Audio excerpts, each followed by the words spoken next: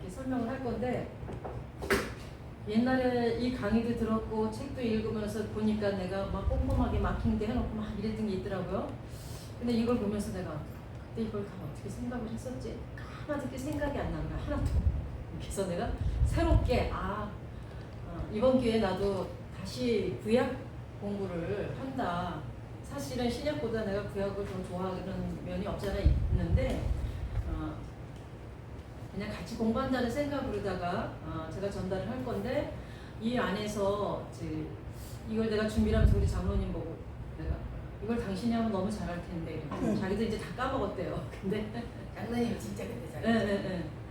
장로님이 있으면 판사해가면서 지도 그려가면서 설명을 기가 막히게 할 텐데 나는 그럴 자신은 없고 그냥 너무 이렇게 지리적인 것도 무슨 뭐 세세하게는 못하겠고 학자들의 이야기도 다 뺐고 그냥 이해할 수 있는 내가 이해하는 수준으로다가 전달을 하면 여러분도 같이 듣고 이해를 할 수 있겠다 싶은 생각으로다가 준비를 했어요. 그래서 참 재밌는 거는 한 번 읽고 써머리 할 때는 그냥 뭐 보통 이제 책을 읽고 이제 써머리 하는 정도로 했는데 다시 한 번 읽고 다시 그거를 다 날렸어요.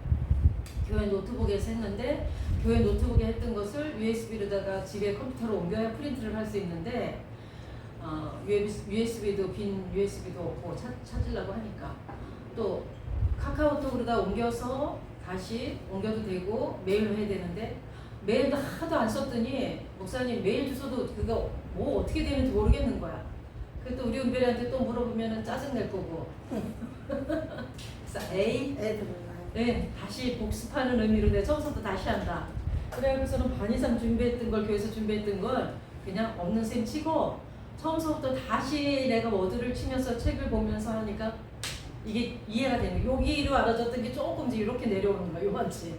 그래서 내가 그렇다. 뭐든지 어떤 학습이든지 어떤 기능이든지 반복만큼 중요하고 좋은 건 없겠다 싶은 생각이 들어요. 그리고 사실은 성경과 5대 제국 이 안에 보면은 아주 뭐랄까 사족이 참 많거든요.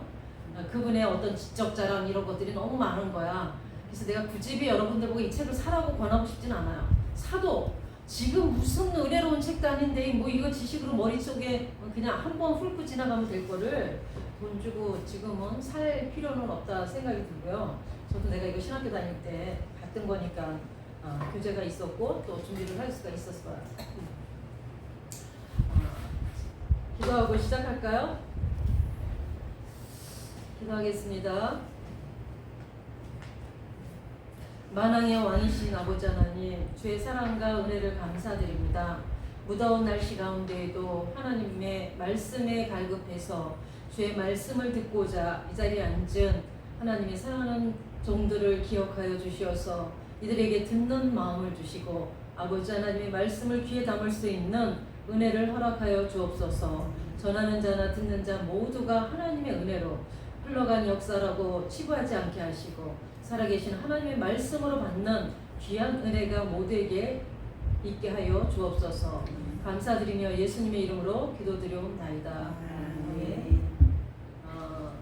사실은 이게 성경과 5대 제국에 이제 보면은 아수르, 바벨론, 페르시아, 헬라, 로마 이걸 이제 5대 제국이라고 하는데 여러분들이 이렇게 키워드 같은 거는 메모를 해서 제가 성경 구절을 찾고 할 때는 체크를 해놨다가 같이 읽어보고 그렇게 하도록 하겠습니다. 근데 본격적으로 5대 제국을 우리가 다루기 전에 애굽에 대한 이집트에 대한 기본적인 상식이 기본적인 지식이 있어야만이 이집트 굉장히 우리가 성경과 5대 제국을 이해하는데 굉장히 도움이 될 겁니다. 그래서 지난 시간에 우리가 구약을 창세기서부터 쭉 훑었었잖아요. 근데 그 이야기들이 반복되어지는 것들이 많이 있을 거예요. 그렇지만은 그것이 반복이 아니라 꼭 필요해서 다시금 그 말씀을 또 재조명하고 또 그것을 확실하게 내가 머릿속에 기억함으로 인해서 다음에 아수르나 바벨론이나 페르시아나 헬라 로마까지 갈 때 이게 한 줄로 쭉 연결이 되어질 것입니다. 오랫동안 이집트는 그다지 그렇게 주목받지 못하는 나라라고 할 수가 있어요. 인류 시대의 문명의 발생지라는 점과 이집트가 그렇죠. 또 고대 근동의 중심지였다는 점에서 이집트는 늘 많은 사람들의 관심을 끌기에는 충분한 나라였어요. 우리는 클레오파트라라는 유명한 여왕 이야기로 이집트를 조금 안다고 생각하기도 해요. 이집트 클레오파트라 하면은 다 생각을 하잖아요. 무슨 뭐 절세 미인이니 뭐 대단한 그 사람의 이미지는 아마 초등학생들도 클레오파트라를 하면은 일자머리 단발로 쫙 잘라갖고 한 그죠? 그런 이미지를 우리가 기억을 하고 있잖아요. 그렇습니다. 바로 이집트의 여왕이었어요. 이 이집트는 BC 20세기경부터 즉 4,000년 전에 이미 최첨단 산업인 농업을 선도를 했고 이후 최첨단 무기들인 병거들을 특별 병거와 일반 병거로 구분해서 보유하고 있었고 물론 홍해를 건널 때 모두 수장되어졌지만은 지금보다도 지금 우리가 생각을 하고 지금 우리가 다시 재조명해 본다 할지라도 정말 입이 떡 벌어질 만큼 어마어마한 건축물들을 가진 대단한 나라였던 것은 사실입니다. 또 한때는 아수르나 바벨론이 견제할 만큼 세력을 키웠던 것도 있습니다.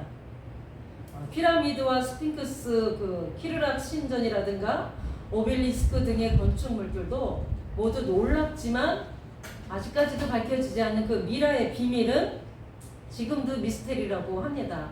그냥 얼마나 이 문명이 많이 발달된 나라인지 우리가 짐작을 할 수 있잖아요. 최첨단이 지금 개발이 되고 발전이 되고 AI 시대가 왔는 지금도 미라에 대한 정확한 다 그 비밀을 캐치하지 못하고 있다고 합니다. 또한 그 옛날에 요셉의 후손인 히브리 민족을 노예화해서 120만 명의 무임금 노동력을 착취한 그 결과로다가 경쟁력이 세워졌다고 해도 과언이 아니지요. 또 인구 정책을 펴서 히브리 혈통의 가정에 아들이 태어나면 어떻게 하라고 했어요? 다 죽여버리라고 했습니다. 그만큼 히브리 민족의 세력이 커지고 있고 사람들은 뭐라 그러죠? 그게 인해의 전술이라는 말을 여러분들 아시죠? 사람으로다가 아무리 총칼을 들이민다 할지라도 사람을 줄줄이 세워서 밀어붙이면 나중에 사람들이 거기에 질려버린대요.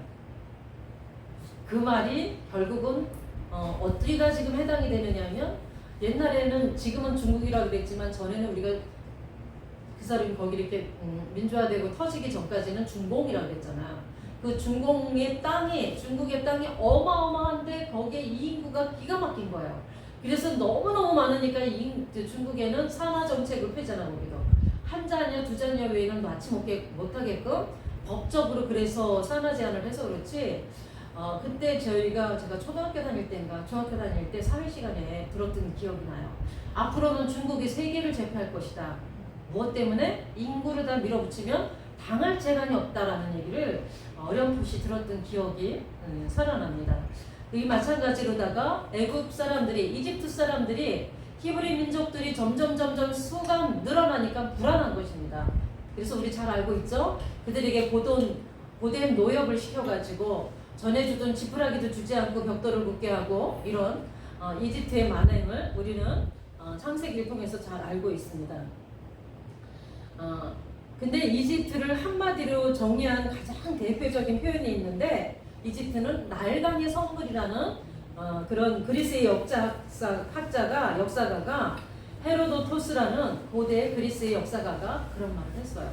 나일강이 선물이라고. 이집트는 한강이나 나일강이라든가 텐치강 등은 오늘날의 대부분의 나라들도 강을 중심으로다가 발전을 한 것을 볼 수 있습니다.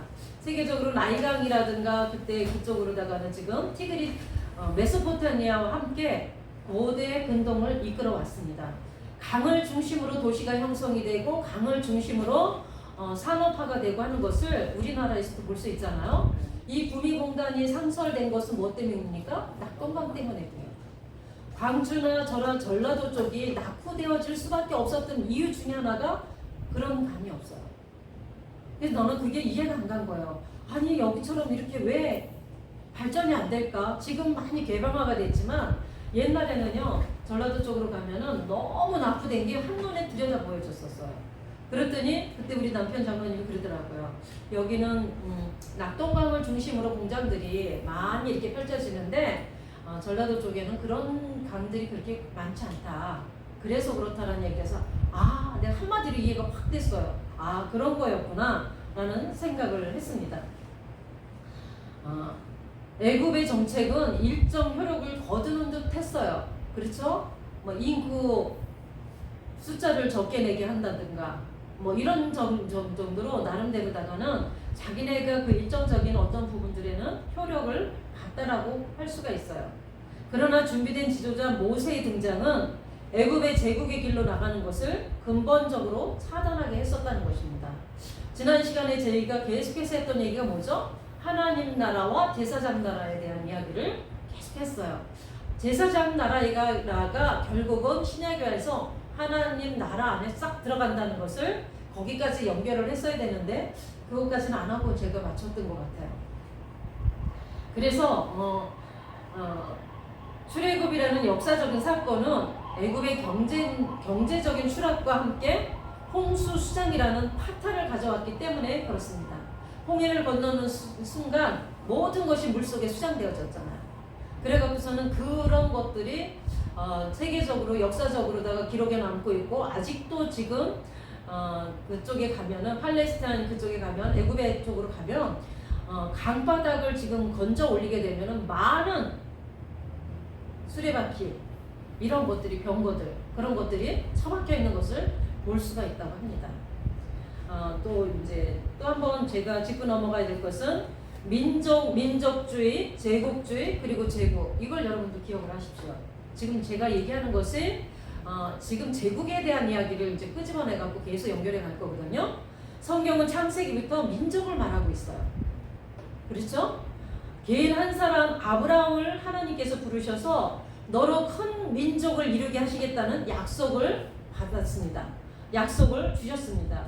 일반적으로 민족이라고 하는 것은 남들과 구별되는 몇 가지 문화적 공통사항을 지표로 하여서 상호간에 전통적으로 연결되어 있다고 스스로 생각하는 사람들 또는 다른 사람들에 의해 그렇다고 인정되는 사람들을 가리키는 용어가 바로 민족이라는 단어인 것입니다.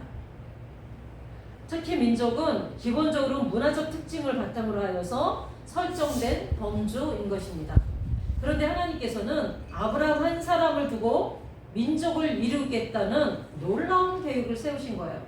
하나님의 일은 참 신묘막직하죠. 한 사람 개인을 두고서 민족을 이루겠다라고 하는 어마어마한 계획을 이미 세우신 것을 보면서 저는 무슨 생각을 했냐면 하나님의 우리 개인에 대한 생각이 개인에 대한 계획하심이 시편 139편에 보면은 우리의 형질이 형성되기도 전에 하나님은 나를 계획하시고 나를 섭리하시고 나에 대한 모든 플랜이 마스터가 됐다는 것을 알 수가 있어요. 그래서 성경을 계속해서 읽다 보면은 이것이 저것으로 연결되어지고 저것이 이걸 가리킨다는 것을 우리가 알 수가 있는 것입니다. 어떻게 여러분들 상상을 해보십시오. 아브라함 한 사람을 가지고 내가 너로 민족을 이루겠다고 하는 말, 이 말이 믿어집니까? 이 말이 어떻게 사실이라는 것이 아무리 성경의 역사가 증명한다 하지만 단적인 한 단어만 들어가지고서는 이게 믿어지느냐고요. 기가 막힌 얘기 아니에요? 그런데 이 말들을 가지고 아브라함은 그걸 믿었다는 것입니다. 그래서 하나님을 믿는 그 믿음을 의로 여기셔서 하나님께서는 아브라함에게 믿음의 조상이라는 칭호도 주셨고 나의 친구라는 말씀까지 하셨고 내가 그를 정말 믿는다라는 정말 믿음의 조상으로다가 자자손손 인류가 없어지기 전까지도 그는 계속해서 그러한 칭호를 듣게 되는 것입니다. 아브라함의 아들 이삭의 아내 리브가가 임신했을 때에도 하나님께서는 두 국민이 태중에서부터 나누어질 것이다라는 걸 미리 아셨어요. 정말 하나님 놀랍지 않으십니까? 그때에도 나라와 민족이라고 말씀을 하셨어요. 우리가 찾아보면서 눈으로 확인하고 넘어가겠습니다. 창세기 25장 23절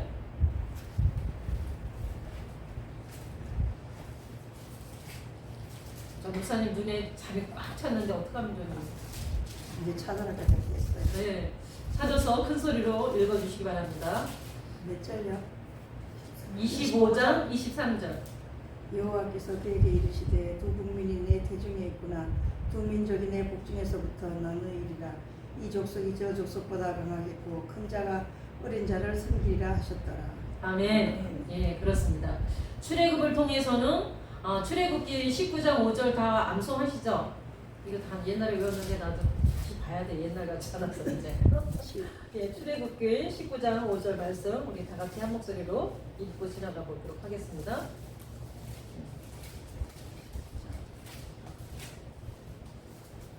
이거는 구약 시험 볼 때, 신대원 시험 볼 때, 목사 고시 볼 때 반드시 출제되는 문제인 것입니다. 다 같이 19장 5절 읽어보도록 하겠습니다.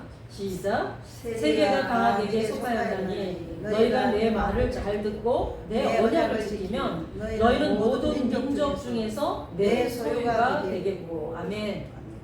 세계가 모든 것이 하나님께 속했다고 합니다. 거기까지는 이해가 되는데 내 말을 잘 듣고 내 언약을 지키면 이라는 전제가 붙어 있어요. 너희는 모든 민족 중에서 내 소유가 되겠고. 모든 민족 중에서 내 소유가 된다는 것은 특별하게 하나님께서 지명하여서 그에게 관심을 가지고 그에게 모든 축복을, 모든 계획을 그 민족을 통해서 내 소유된 사람을 통해서 일하시겠다는 하나님의 의지가 그 말씀 안에 포함되어 있다고 볼 수가 있습니다. 나라와 민족 온 세계가 다 하나님께 속하였다는 이 대전제가 이미 창세기나 출애굽기에 정리되어 있습니다. 우리가 막연하게 창세기나 출애굽기 그냥 주르륵 읽고 지나가서는 이렇게 이런 핵심적인 말씀이 하나님의 이렇게 원대한 꿈과 계획이 들어있다는 것을 파악할 수가 없어요. 그러나 전체적인 내용이 내 머리 안에 다 들어와 있으면 그 말씀이 그 말씀이구나 하고 정리가 되게 되어 있습니다. BC 8세기에 이사야 선지자가 예언의 그 핵심 또한 예언의 핵심 또한 하나님의 세계 경영인 것입니다.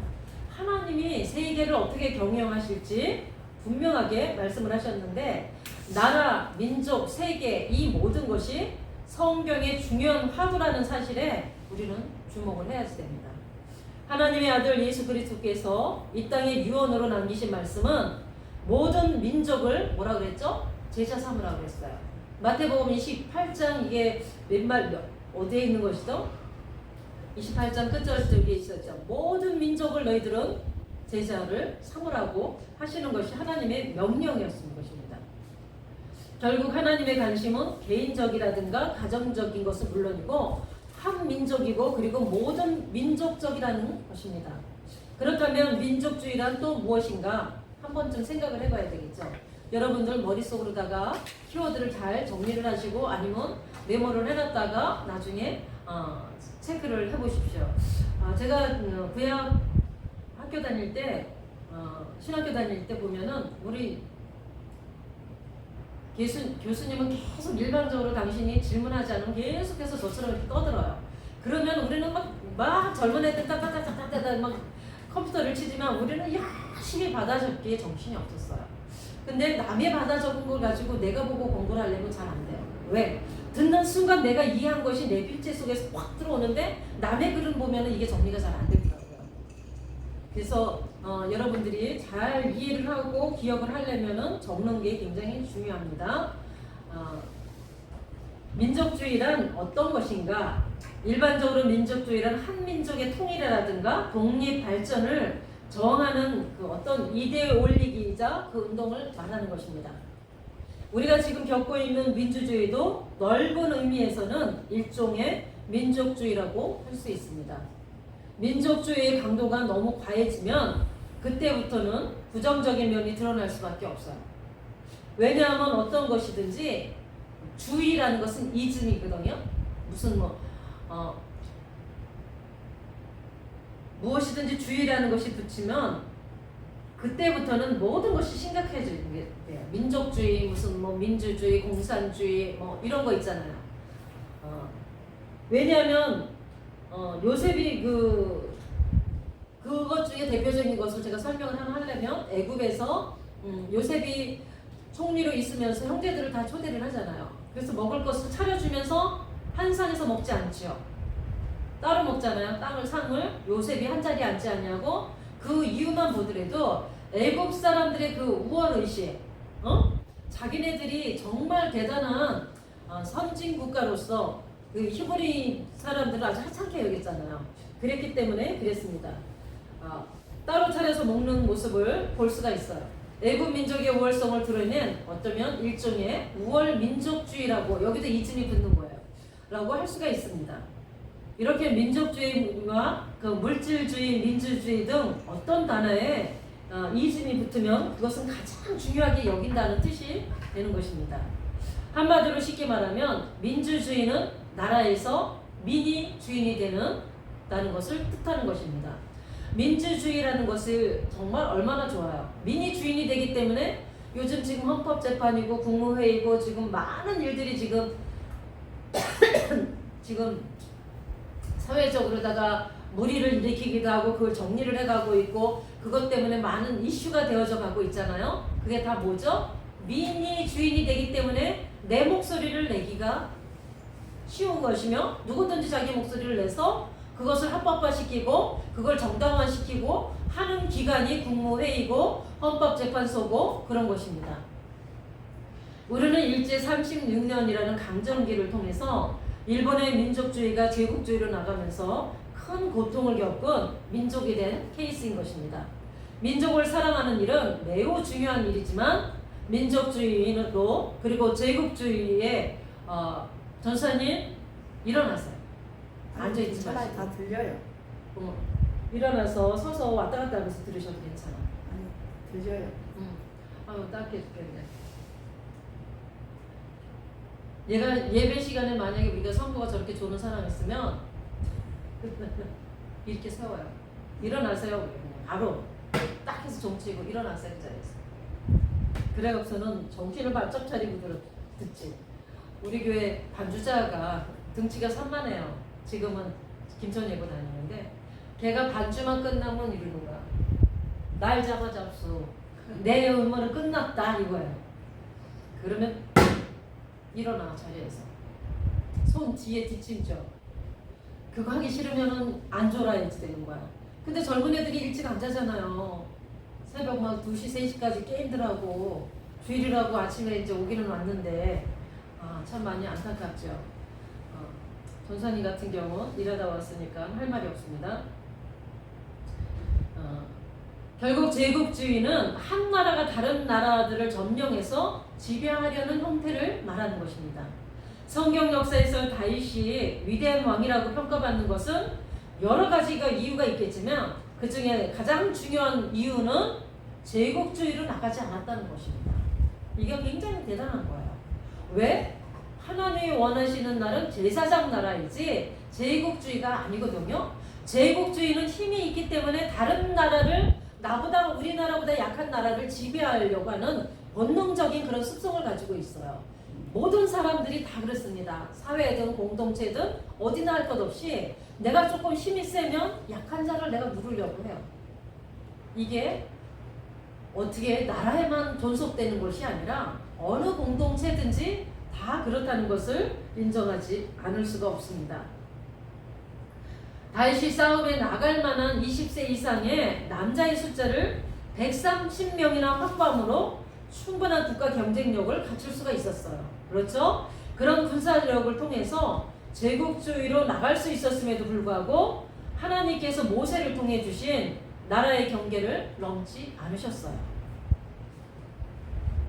우리나라를 말할 때 백두에서 한라까지라고 표현하면 나라 전체가 우리가 그림이 그려지잖아요. 우리나라를 표현할 때 뭐라 그래요? 백두에서 한라까지라는 말을 주로 많이 썼었죠. 그런데 이스라엘 역시 마찬가지예요. 단에서 부활 세바까지 하면은 이스라엘 전체를 말하고 있는 것입니다. 다윗은 충분한 군사력을 갖고 가나안의 경계를 넘지 않은 것을 하나님께서는 기뻐하셨어요. 다른 말로 표현한다면 제국주의를 원치 아니하시고 하나님의 뜻은 조금 전에 말씀드렸듯이 제사장 나라였다는 것입니다. 그러니까 다윗은 하나님의 의도하는 바가 뜻하시는 바가 무엇인지 이미 다 캐치를 하고 알고 있어요. 참 이것이 귀한 거예요. 내 종 다윗이라고 하나님께서 그리 사랑하신 이유는 다시 제사장 나라의 사명을 감당하려고 했기 때문에 그렇습니다. 다윗이 하나님이 이렇게 사랑하는 모습, 제국주의를 가지 않고 않았기 때문에 그 경계에서 멈췄기 때문이라고 제가 이렇게 지금 표현을 하고 있는데, 우리는 하나님의 앞에서 하나님의 일을 한다라고 하며 뭐 대단한 성과를 거두어서 하나님한테 어떤 결과물을, 어떤 것을 보여주기 식으로다가 그걸 내놓아야만이 하나님의 일을 했다라고 인정을 받는 것 같고 평가를 받는 것 같은 이러한 착각들을 하기가 참 쉽습니다. 제가 처음에 개척 초기만 해도 저도 그런 마음 때문에 굉장히 마음고생이 심했어요. 하나님, 저를 신학이라는 것을 학문을 제가 9년이나 했는데 고작 이걸 하려고 나를 이 작은 교회 하나 맡겨놓고 성도도 오지 않고 전도도 되어지지 않는 이 교회를 나한테 맡기려고 나를 이렇게 어렵게 공부를 시켜주셨습니까? 돈이나 많은 가운데 좋은 조건 속에서 공부했으면 말도 안 하는데 줄줄이 공부하는 사람, 우리는 그날 제가 공부할 때 대학생이 4명이었어요. 우리 장로님도 많아 그랬거든요. 야간대학 했죠. 우리 아들 대학생이었죠. 우리 딸 고등학생이었죠. 아들이 대학 졸업하고도 딸은 또 대학 갔죠. 나도 같이 대학원 갔죠. 그래서 줄줄이 경제적으로다가 9년 동안에 들어간 경비를 생각해 보십시오. 제가 지금 생각해봐도 내가 신학교 졸업할 때까지 신학원 2년은 빼놓고 신학대학 4년, 신대원 3년, 7년 동안에 들어간 경비를 대충 뽑아봐도 5천만 원은 들었어요. 대학교 등록금이 전사님 얼마 내고 계셔요 지금? 얼마 안 돼요. 저희는요 한 학기 학부 때 등록금이 280만 원 그렇게 했어요. 그거를 8학기를 냈어요. 맞나? 4년 했으니까. 입학할 때 입학금 따로 있었죠. 신대원 가서는 등록금이 얼마인 줄 아닙니까? 330만 원이었었어요. 그거를 6학기를 냈어요. 물론 그 중간에 내가 한두 번 장학금도 받고 천사의 손길도 통해서 이렇게 해결을 했었지만은 그런 이렇게 많은 투자를 했는데 지금 제가 만약에 신학교 가지 않았다면 그 투자를 안 했다면 제가 어디 그 돈을 5천만 원대 쌓아놨겠습니까? 이거 생각하면 그때 하나님이 일하시고 도 주셨구나 라는 생각을 하고, 또 한 가지는 어떤 목사님이, 친구 목사님이 통합적 목사들은 좋겠다. 노예에서 미자리 교회들 지원도 해주고 그걸 부러워하길래 제가 그랬어요. 목사님 그렇게 말씀하시면 안 돼요. 제가 정색을 했어요. 왜 그러냐고 그러더라고. 목사님 7년 동안 나처럼 5천만 원 투자해봤어요? 그렇게 돈 안 들이고 공부하셨잖아요. 내가 끼케 한 달에 등록금 몇십만 원밖에 안 됐잖아요. 근데 그렇게 말씀하시면 안 되지. 제가 그랬어요. 그분도 자기네가 상황이 어려우니까 부러워서 하는 말이지만, 근데 그렇게 말을 할 때에는 우리도 나도 들어간 게 많아요. 내가 노예 지원 그냥 받는 거 아닙니다. 하나님께서 다 그런 과정들을 거쳤기 때문에 이렇게 보상을 해주시는 거지, 그렇다고 그것만 의지해서 우리가 목회를 하냐, 그렇지는 않아요. 그러나 선한 손길이 있다는 교단에 소속돼 있다는 자체는 감사한 일이죠. 너무너무 고맙죠.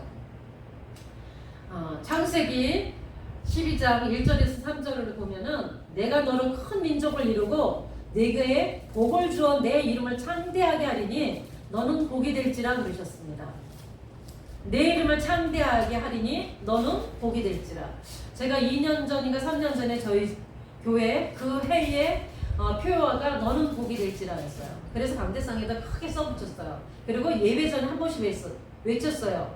너는이 아니라 나는 복이 될지라. 나는 복이 될지라. 스스로가 자신에 대해 선포하고 하나님이 주신 말씀을 내 스스로가 인정하고 받아들임으로 인해서 내가 얼마나 복된 사람인지, 얼마나 내 자체가 복인지 생각을 하는 시간을 가졌습니다. 근데 사실은 복에 대한 개념은 이미 우리는 다 복이에요. 복.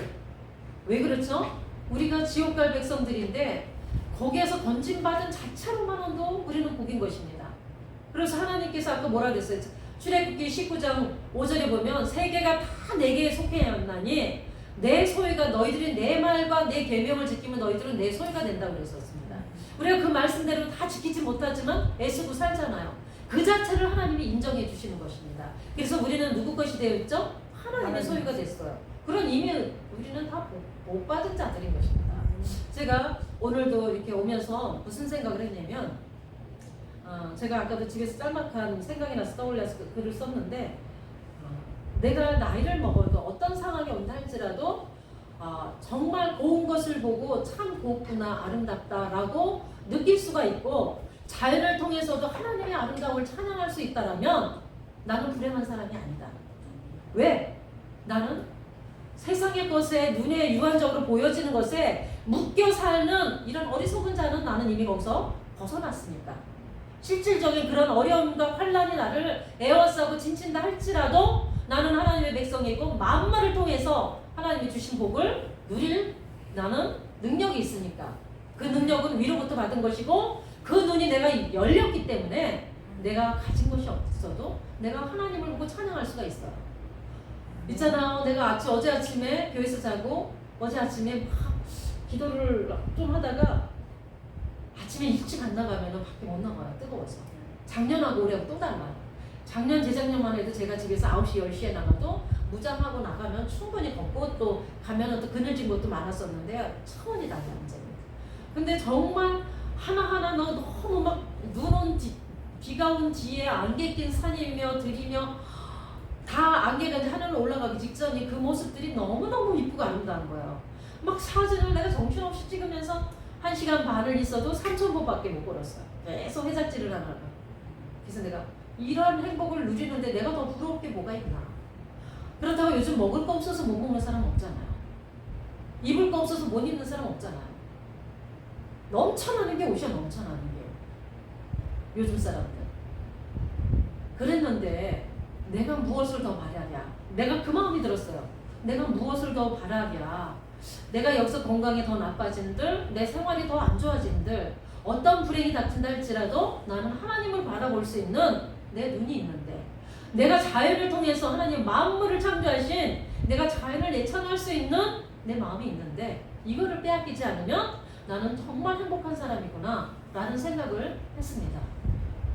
여기 오늘 결석하신 그 전도사님도 그렇게 현실에 묶여버리면 남의 일이라고 쉽게 얘기하는 것이 아니라 받아들일 건 받아들이고 하나님의 은혜를과 도우심을 구하면 반드시 하나님께서 일하심을 경험하시게 될 겁니다. 누구보다도 열심히 사신 그분이신 것 같은데 그분의 당하는 어려움을 누가 감히 짐작이나 할 수 있으며 우리가 이해한다는 말조차도 사실은 그분한테는 화를 돋우는 말이에요. 그러나 제가 한번 권면드리고 싶은 것은 오직 그의 도움과 그의 위로부터 오는 것 외에는 없습니다. 이것을 우리는 늘 기억을 하고, 그리고 사람들은 제가 또 오늘 무슨 생각을 했냐면 사람들이 나한테 잘해주면 좋아요. 기분이 괜찮아. 근데 나를 좀 홀대하는 것 같은 느낌이 든다든가 나를 좀 덜 챙겨주는 것 같으면 마음에 뭐가 오죠? 섭섭이가 와요. 저 사람한테 얘기를 했는데 나한테는 얘기를 안 해. 해야 마땅하다고 생각하는데. 근데 물어보기도 자존심이 좀 상하고. 왜 그런 거 있잖아요. 그래서 제가 무슨 생각을 했냐면 상대가, 이건 내가 전에서부터 내가 내 스스로가 마인드 컨트롤 해가면서 생활하는 건데 상대가 말하지 않으면 절대 안 물어봐요. 제가 어느 순간서부터 그러기 시작을 했어요. 무슨 일이 있기는 있어. 그리고 내가 알고 있어. 근데 상대가 입을 열지 않아. 그럼 절대 먼저 아는 척하거나 그거에 대해서 궁금해하지 않기로 딱 거기까지만 해요. 그리고 때때로는 내가 아무리 친해도 또 뭐 이게 비밀은 아닌데 말하고 싶지 않을 때가 있어요. 그럼 안 하면 돼. 그걸 굳이 내가 저 사람한테 다 털어놓지 않아서 저 사람이 섭섭해하지 않을까? 그거 쓸데없는 걱정이에요. 내가 안 하면 뿐이야. 대신에 내가 옛날만큼 내가 빨리빨리 돌아가진 않다 할지라도 지나가는 속도에 비해서 느껴지는 것들은 더 여유롭게 관대하게 내가 용납할 수 있는 내 마음이 폭이 조금씩 무디어지고 넓어졌다는 이 자체에 감사하면 나머지 인생은 괜찮다. 그냥 이렇게 살면 되겠구나. 이것이 하나님의 은혜구나. 이것이 나이 듦에 따라서 불편하게 생각지 아니하고 정말 나이를 듣는 것은 익어간다는 표현이잖아요. 이게 맞는 말이구나 라는 생각으로 내 스스로가 이렇게 오늘 아침에도 이렇게 위로를 했습니다. 하나님 앞에 기도하면서. 그렇습니다. 행복과 불행은 남이 주는 게 아닙니다. 내 스스로가 만들어내는 것이고 내 스스로가 끄집어내는 거예요. 그래서 내가 어떤 것을 택할 것인가. 사실은 내가 우리 저기 정보사님도 보면은 정말 마음이 내가 아플 때, 무너질 때가 이제 요즘은 좀 자주 안 봐서 그렇지, 전에 함께 우리가 기도하고 많이 그랬을 때 내가 표현은 다 안 해서 그렇지, 야, 내가 많이 존경했어요. 어쩌면 저렇게 마음을 고우시고 어쩌면 저렇게 단순하게 생각하시면서 예수 안에 사실 수가 있을까. 환경을 들여다보면은 진짜 어떤 때는 못된 승질머리 같으면 진짜 혀라도 빡 깨물고 하나님 나 좀 데려가서 나 지금 이 상황을 못 살겠습니다라고 할 판인데도 묵묵히 견디면서 받아들이고 그냥 이해하고 하나님의 은혜를 구하고 지나가시는 걸 보면서 야, 저 권사님 대단하다. 내 솔직한 얘기지 이제서야 고백하지만 내가 그런 마음이 늘 들었어요. 그래서 내가 진짜 권사님 뵐 때마다 존경이 뭐 학식을 갖추고 무슨 조건을 갖춘 사람을 존경하는 것이 아니라 일상생활의 삶 속에서 물론 타고난 성품이 우리가 은혜 안에 사는 사람들이 60%는 먹고 들어가요. 이거 선천적으로 타고난 기질이에요.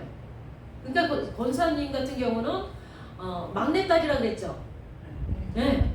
사랑을 많이 받고 사는 그게 결과예요.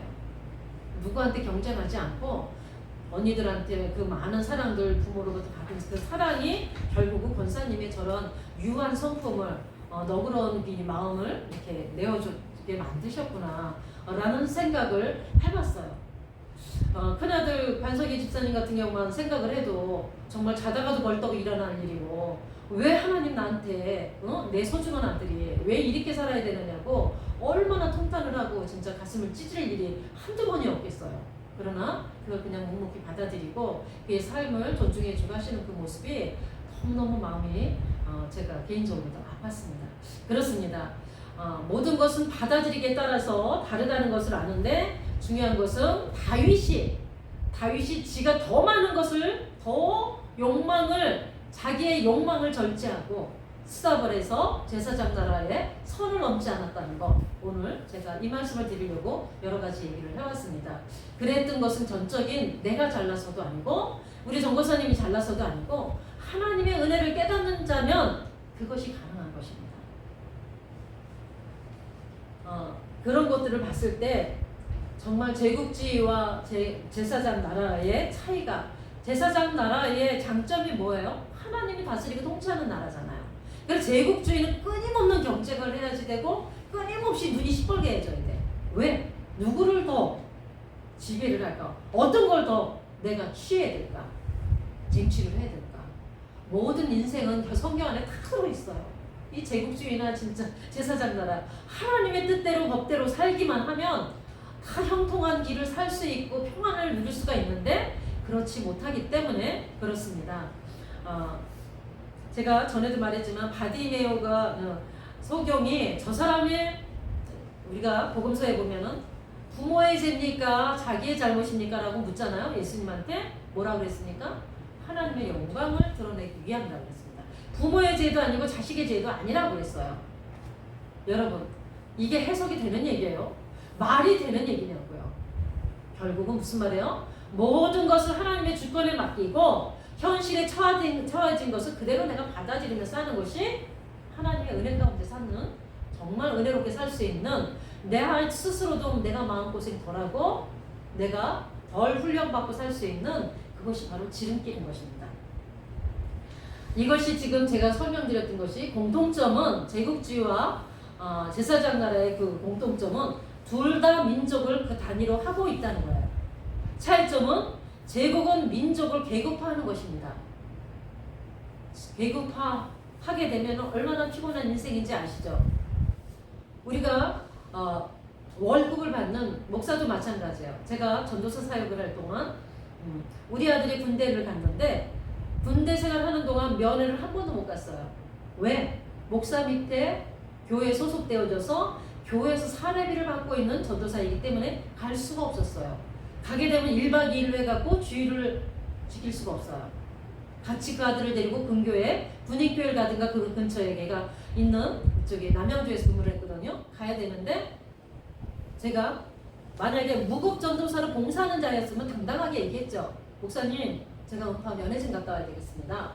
주일학교 중고등부 선생님들한테 누구한테 부장님한테 설교하기로 한 번 맡기고 갈 수 있어요. 그러나 유급이라는 게 이만큼 어려운 거예요. 누구한테 돈을 받는다는 거. 퇴직한테 월급을 받고 일하는 사람이 5시 땡 됐다고 아직 점장이 나가지도 않았는데 점장이 아유 수고하셨어요 이제 가보셔야 소리도 안 했는데 손님은 막 바글바글 하는데 시간 딱 됐다고 하는 일 딱 놓고 저 퇴근합니다. 할 수 있어요? 못하죠. 할 수는 있어요. 그러나 그게 도리가 아니고 왜? 내가 돈을 받고 있잖아. 이게 계급인 거야. 주인이 있고 나는 뭐죠? 사원이고 일하는 사람이고 바로 그런 것입니다. 제국주의가 그렇게 만들어 간다는 것입니다. 그런 계급은. 그러나 제사장 나라는 민 대 민이에요.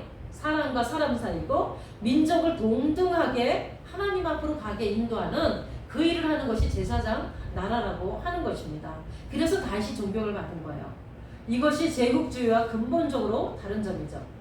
바로 제국과 제사장 나라에 대한 근간이 뭐냐면은 모세 때 레위기를 통해서 명료하게 정리가 됐습니다. 때문에 레위기를 놓치면 앞으로 펼쳐질 5대 제국을 제대로 이해할 수가 없어요. 그래서 여러분들이 레위기를 우습게 여기면 안 돼요. 창세기, 출애굽기, 레위기, 민수기, 신명기 모세 5경 중에 가운데 있는 게 레위기예요. 이만큼 중요하기 때문에 가운데 나와진 거예요. 레위기는 다음과 같은 말씀이 있어요. 레위기 26장을 펼쳐보세요.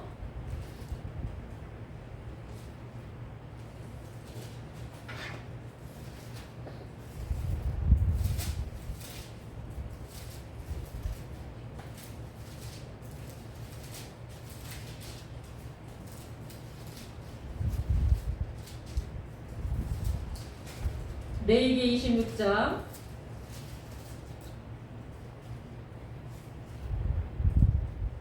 6절 전사님 읽어주세요. 내가 그 땅에 평화를 줄 것인즉 너희가 누울 때 너희를 두렵게 할 자가 없을 것이며 내가 사나운 짐승을 그 땅에서 제할 것이요 칼이 너희의 땅에 두루 행하지 아니할 것이며 10절 너희는 오래 두었던 묵은 곡식을 먹다가 새 곡식으로 말미암아 묵은 곡식을 치우게 될 것이며 10절 10절 예 맞잖아요. 너희는 맞아요. 10절도 읽으세요. 너희는 오래 두었던 묵은 곡식을 먹다가 새 곡식으로 말미암아 묵은 곡식을 치우게 될 것이며 아멘. 레위기 법대로 하나님 앞에 살면 즉 제사장 나라 방식으로 국가를 경영하게 되면은 나라의 경제와 국방을 하나님께 책임져 주시겠다는 이게 놀라운 말씀인 것입니다. 정말 레위기 말씀을 무시하고 그냥 지나가면 안 돼요. 정말 성경을 제대로 이해하고 나서 레위기를 읽게 되면요 어느 말씀 하나하나 예수님의 피가 없이는 지나갈 수 없는 말씀이 레위기 말씀인 것입니다.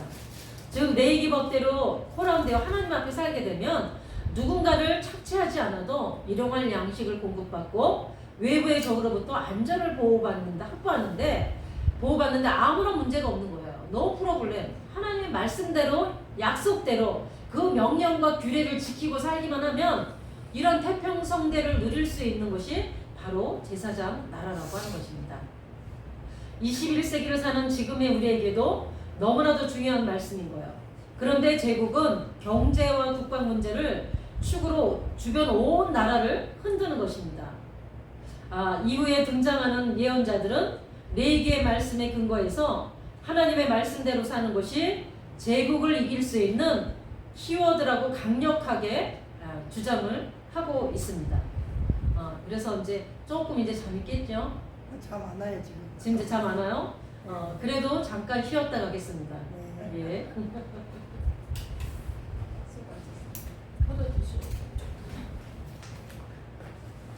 세상에 이게 빵을 또 사갈 것이 있는데 점심을 먹고 와서 못 먹겠다. 빵? 목사님 좀 잡으세요. 간식이라고 참. 간식은 지금 먹는 거야. 네, 잡수세요. 빵 좋아하는데 집에서 밥을 먹고 와가지고. 농협에 갔는데 만빵이 맛있다 그랬어요. 꼬꼬 사갖고 오셔서. 꼬꼬 이거 달아요. 목사님 엄마도 잡수요. 이리 오셔요, 전사님.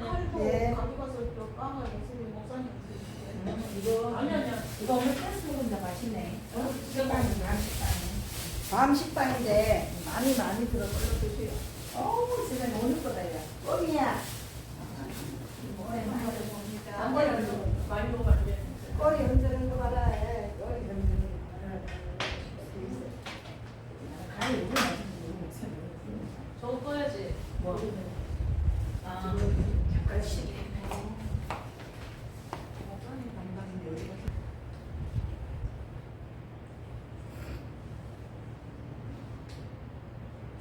아 그럼 껐다가 다시 할 거 그래.